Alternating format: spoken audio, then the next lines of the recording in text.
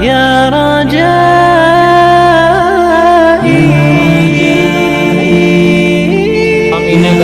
السلام علیکم ورحمۃ اللہ وبرکاتہ. ہمارا آج کا عنوان ہے کہ حج اور عمرہ کرنے کے فضائل کیا ہیں اور حج اور عمرہ کرنے کے چند مختصر اور اہم آداب. پہلے نمبر پر تو یہ بات ذہن نشین کر لیں، جو آدمی مالدار ہو، صاحب استطاعت ہو، اس آدمی پر حج ادا کرنا فرض ہے. اگر وہ حج ادا نہیں کرے گا تو گناہ گار کہلائے گا. پہلی حدیث ہے اس کے فضائل پر. حضور علیہ السلام نے فرمایا کہ حج اور عمرہ دونوں ساتھ ساتھ کیا کرو، کیونکہ جو حج اور عمرہ ہیں یہ دونوں فقر یعنی محتاجی کو دور کر دیتے ہیں، اور اسی طرح گناہوں کو ایسے دور کرتے ہیں جیسے لوہے اور سونے کی جو بھٹی ہے وہ لوہے اور سونے کے میل کچیل کو دور کر دیتی ہے. اسی طرح فرمایا کہ حج مبرورہ کا جو بدلہ ہے وہ جنت ہے.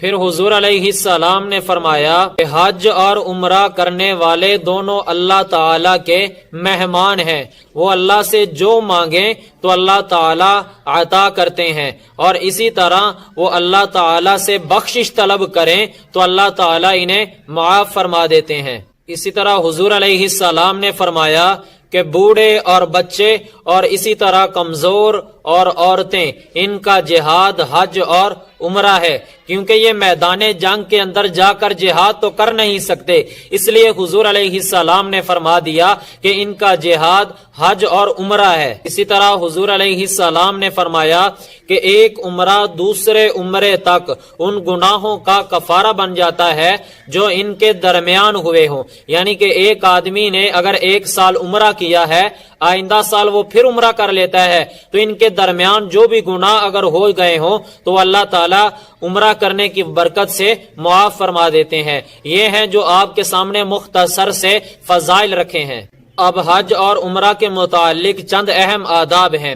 پہلے نمبر پر جب حج اور عمرہ کے لیے جا رہا ہے تو اس میں جو مال خرچ کرنا ہے وہ آپ کا مال حلال کمائی کا ہو، نہ کہ حرام کمائی کا ہو. اگر حرام کمائی کا ہوگا پھر دگنا گناہ ملے گا. ایک تو حرام کمائی کا گناہ ہے اور دوسرا حرام مال سے جو حج عمرے کے لیے جا رہا ہے یہ ڈبل جرم بنے گا. اس لیے جب حج اور عمرہ کرنا ہے تو آپ کا جو مال ہے وہ پاکیزہ ہونا چاہیے. پھر اسی طرح جب بھی حج اور عمرہ کرنا ہے تو اس میں اللہ تعالی کی رضا مقصود ہو. یہ مقصد نہ ہو کہ لوگ مجھے حاجی کہیں گے اور بہت بڑی عزت کے ساتھ پکاریں گے، بلکہ اللہ کی رضا مقصد ہو. اور اسی طرح جب حج اور عمرے کے لیے جانا ہے تو کسی کے ساتھ جھگڑا مت کرے. اور اسی طرح حج عمرے پر جانے پر جو آدمی اگر آپ کی خدمت کرتا ہے تو ان کا شکر گزار بنتا رہے اور ان کا شکریہ ادا کرے. اسی طرح اللہ تعالی کی عظمت کو سامنے رکھتے ہوئے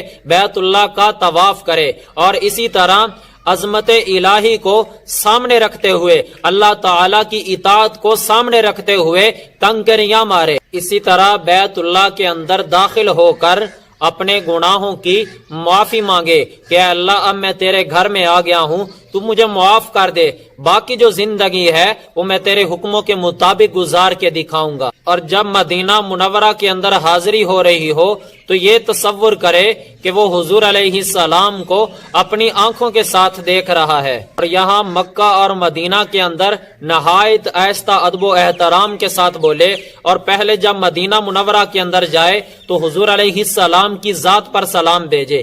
پھر آپ علیہ السلام کے رفقا حضرت ابو بکر صدیق اور اسی طرح حضرت عمر فاروق رضی اللہ عنہما ان دونوں کی ذات پر سلام بھیجے. اور جب واپسی آئے تو اپنی کوتاہیوں پر شرمندگی اختیار کرتے ہوئے واپس لوٹے. اور جب حج عمرہ کر کے واپس آ جائے تو اپنے معاملات کو ٹھیک کرے. اپنا رہن سہن، لوگوں کے ساتھ جو معاملات ہیں، انداز ہیں، وہ آپ کے ٹھیک ہونے چاہیے، کیونکہ لوگ آپ کو دیکھیں گے کہ اب یہ حاجی بن گیا ہے، اب اس کا رویہ کیسا ہے. تو آپ ان کو ایک اچھا انسان بن کے دکھائیں کہ میں اللہ کے گھر سے ہو گیا ہوں اور دیکھو اب میرے اندر کیسی تبدیلی آ گئی ہے. پھر لوگوں کا بھی دل چاہے گا کہ ہم بھی وہاں پر جائیں.